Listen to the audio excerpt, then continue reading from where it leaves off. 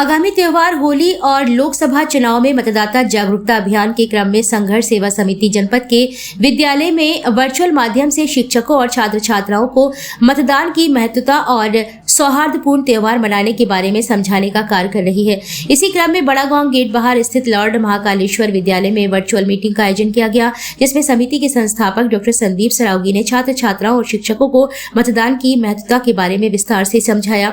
इस अवसर पर डॉक्टर संदीप ने कहा कि एक सशक्त, स्थायी और जन कल्याणकारी सरकार बनाने के लिए योग्य उम्मीदवारों का चुना जाना नितांत आवश्यक है। हमें अपना मतदान किसी पार्टी, समुदाय, लिंग, जातीय भेदभाव के आधार पर न करते हुए उम्मीदवार की योग्यता के आधार पर करना चाहिए।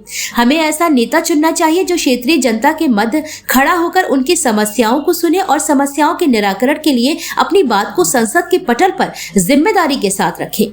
डॉक्टर संदीप ने छात्र छात्राओं को इसलिए प्रेरित किया कि वे घर घर जाकर अपने अभिभावकों को मतदान के महत्व के बारे में समझाएं। वहीं छात्र छात्राओं के होली के त्योहार से संबंधित प्रश्नों के उत्तर में विस्तार से जानकारी देते हुए डॉक्टर संदीप ने कहा कि एरज कस्बे के पास स्थित बेतवा नदी के किनारे बसे डिकौली गांव को ऐतिहासिक डेकांचल पर्वत के किनारे बसा गांव माना जाता है। ये मान्यता है कि इसी डेकांचल पर्वत से भक्त प्रहलाद को नदी में फेंका गया था। जिस स्थान पर भक्त प्रहलाद को फेंका गया था उसे वर्तमान समय में लोग प्रहलाद कुंड के नाम से जानते हैं। झांसी जिला मुख्यालय से लगभग 72 किलोमीटर दूर स्थित एरज कस्बे का धार्मिक दृष्टिकोण से काफी महत्व है। इस स्थान पर कई ऐसे अवशेष मौजूद हैं जिनके आधार पर इसे हिरण्यकश्यप की राजधानी माना जाता है। मान्यता ये भी है कि होली पर्व की शुरुआत झांसी जिले के इसी एरज कस्बे से हुई थी। पुरातात्विक खोजों में यहाँ कई ऐसे प्रमाण मिले हैं जो इस बात की पुष्टि करते हैं कि किसी समय में इस स्थान पर विकसित सभ्यता निवास करती थी। झांसी जिले के गजेटेरियन में इस बात का उल्लेख है कि एरज कस्बा एक ऐतिहासिक नगर है जहां से होली की शुरुआत हुई है। एरज कस्बे के पास स्थित बेतवा नदी के किनारे बसे डिकौली गांव को ऐतिहासिक डेकांचल पर्वत के किनारे बसा गांव माना जाता है।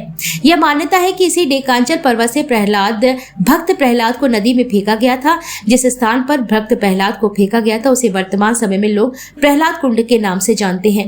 एरज कस्बे में महल और प्राचीन भवनों के अवशेष वर्तमान समय में मौजूद है, जिसे हिरण्यकश्यप का महल बताया जाता है।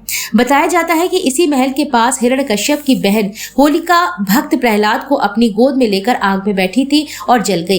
एरज कस्बे में भगवान नरसिंह का एक प्राचीन मंदिर स्थित है। मंदिर में नरसिंह भगवान की मूर्तियां मौजूद हैं, जिन्हें देखने के लिए दूर दूर से लोग आते हैं। क्षेत्रीय पुरातत्व अधिकारी के मुताबिक यहाँ पुरातात्विक खुदाई में कई ऐसे साक्ष्य मिले हैं जो बताते हैं कि झांसी जिले का एरज कस्बा लगभग 3000 साल पुराना है। मीटिंग के अंत में डॉक्टर संदीप ने शिक्षकों और छात्र छात्राओं को होली की अग्रिम शुभकामनाएं भी दी हैं। भैया, होली का त्योहार आ गया है और पूरा देश होली का त्योहार मनाता है। कहते हैं कि बुंदेलखंड की झांसी से होली की शुभारंभ। क्या कहें? बिल्कुल सही बात है। और सबसे पहले हम सारे बुंदेलखंड वासी, हमारे झांसी वासी और देशवासियों को होली की हार्दिक अनंत शुभकामनाएं देते हैं।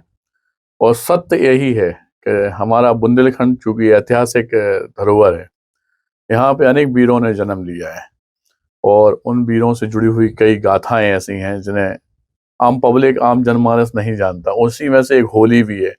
वास्तविकता में होली की शुरुआत जो है वो झांसी से 70 किलोमीटर दूर हमारे झांसी जिले का एक एरज जगह है, एरज, जहाँ होली का त्योहार जो आता है अपना, तो पूरा देश रंग गुलाल की मस्ती में सरोकार हो जाता है।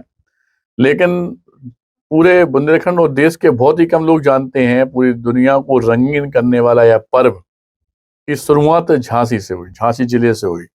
उत्तर प्रदेश के बुंदेलखंड क्षेत्र में इस जिले का एरज कस्बा त्रेता युग में इस बात का गवाह रहा है कि हिरण्यकश्यप जो राजा था उसकी हैवानियत का और भक्त प्रहलाद की भक्ति का, होलिका के दहन और नरसिंह भगवान के अवतार का, होली यानी रंगों के पर्व का प्रारंभ होलिका दहन से ही माना जाता है।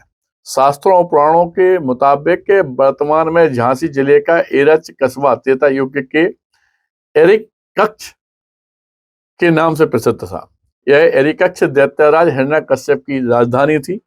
हिरण्यकश्यप को यह वरदान प्राप्त था। उसे उस समय चूंकि वरदान बहुत मिलते थे भगवान से, जो इतिहास है कि उसे यह वरदान प्राप्त था कि ना वो दिन में मरेगा ना रात में, ना इंसान से मरेगा ना जानवर से। इसी वरदान को प्राप्त करने वाला, खुद को अमर समझने वाला वो हिरण्यकश्यप इतना निरंकुश हो गया कि जनता ताई तराई माम पे आ गई। लेकिन इस राक्षस राज के घर जना हुआ भक्त प्रहलाद का। क्या मानते हैं, तो एरस प्रहलाद की नगरी? बिल्कुल सही कह रहे हैं। भक्त प्रहलाद की जो भगवत भक्ति से परेशान हिरण्यकश्यप ने उसे मरवाने के कई प्रयास भी किए, जिससे हमारे प्रहलाद जी थे वो बचे। आखिरकार हिरण्यकश्यप ने प्रहलाद को ढिकोली पर्वत से नीचे फेंकवा दिया। ढिकोली पर्वत और जिस स्थान पर प्रहलाद जी गिरे, आज भी वो स्थान मौजूद है, उनके पैरों के निशान वहां पे मौजूद हैं।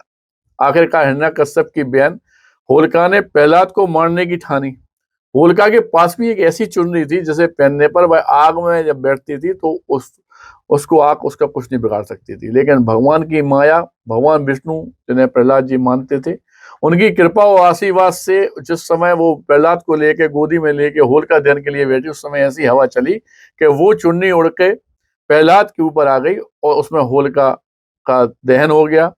और सबसे बड़ी बात तो ये है कि जब होलिका जल गई, आज भी पुरातत्व विभाग ने जब वहां पे खुदाई की तो होलिका की गोदी में बैठे प्रहलाद की जो मूर्ति मिली है वहां पे, वो इस बात का प्रमाण है। वहां पे जो उस समय के अवशेष मिल रहे हैं वो इस बात का प्रमाण है कि वास्तविकता में यहाँ पे ऐसा सब कुछ घटित हुआ।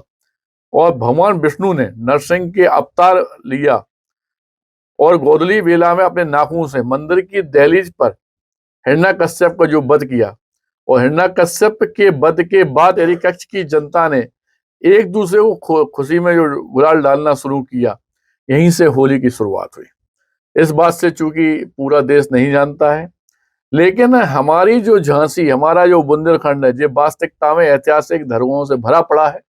जो वीर लोग पैदा हुए और इसकी मिट्टी में इतनी ताकत है कि इस मिट्टी की सुगंध में हर वीर ने जन्म लिया। इसकी कई ऐतिहासिक कथाएं, जिनमें से एक ये होली का जो अपन लोग मनाते हैं, इसका भी प्रोग्राम जो हम लोग करते हैं, इसे मनाते हैं, ये भी हमारी झांसी की है।